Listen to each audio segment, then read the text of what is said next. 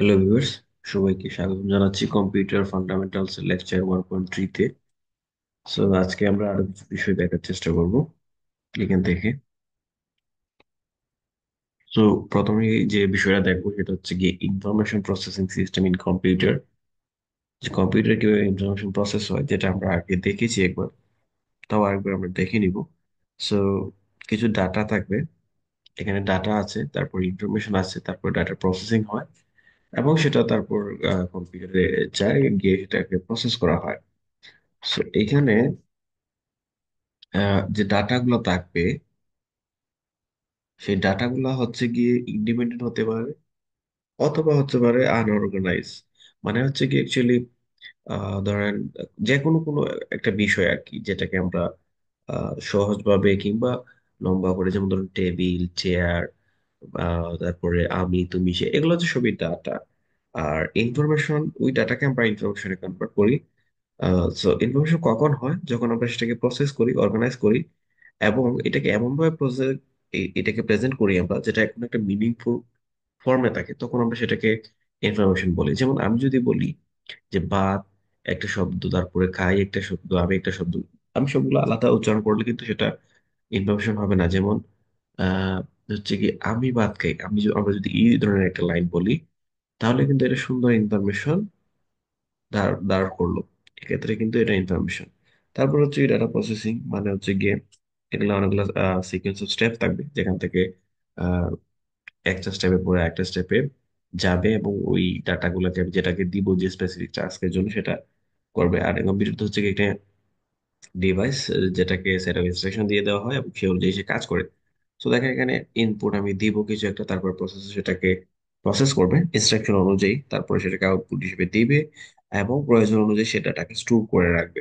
যখন আমরা ফার্দার এটাকে অ্যাক্সেস করতে চাইবো, তখন সে এখান থেকে আবার এটাকে দিবে। তারপর হচ্ছে গিয়ে কম্পিউটারের কম্পোনেন্টের আর্কিটেকচার এটা।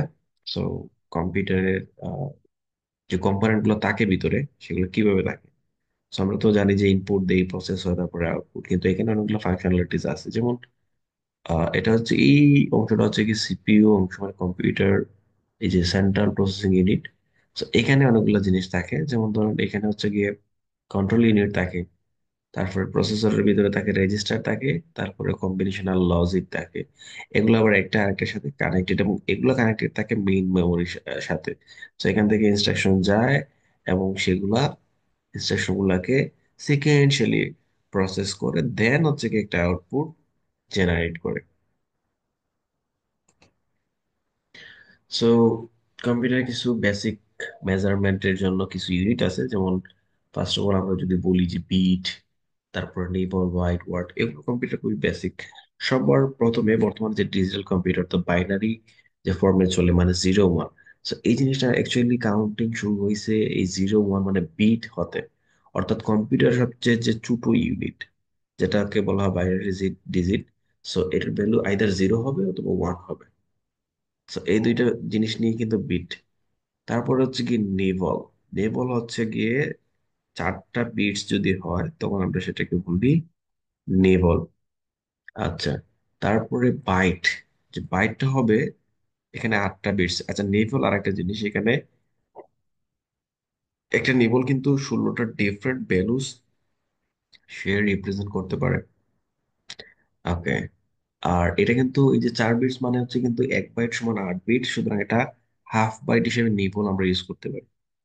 ওকে, আ- আর এক্ষেত্রে দেখেন বাইট, বাইটটা হচ্ছে গিয়ে 256 ডিফারেন্ট ভ্যালুস কিন্তু সে রিপ্রেজেন্ট করতে পারে।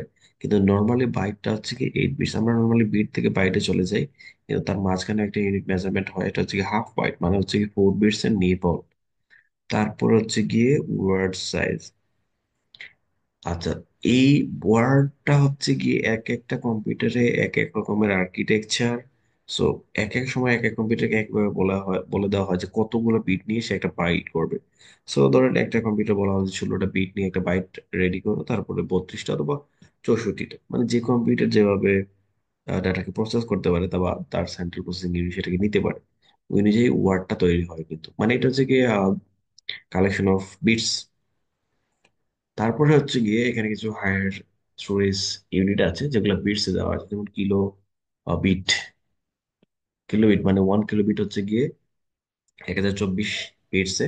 তারপরে মেগাবাইট, এমবি যেটাকে বলি, 1 মেগাবাইট 1024 কিলোবাইটস, এইদিকে আপনার বিটসটা দেখতে পাবেন। সো তারপর আছে গিগাবাইট।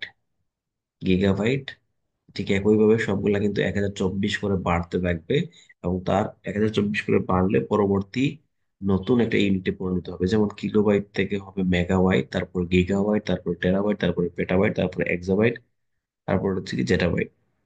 সো এরকম করে কিন্তু ফরম্যাটিং হয়ে বাড়তে থাকবে।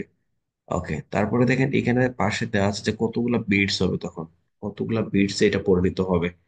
সো তারপরে আমরা যদি দেখি, এখানে দেখেন এখানে বাইটস দেওয়া আছে, মানে একই ইউনিটস গুলা একইভাবে 1024 করে বাড়লে সেটা পরবর্তী ইউনিটে পরিণত হবে, এবং এখানে কতগুলো বাইটস হবে সেটা দেওয়া আছে। একবার চিন্তা করে দেখেন কতগুলো বাইটস হয়েছে।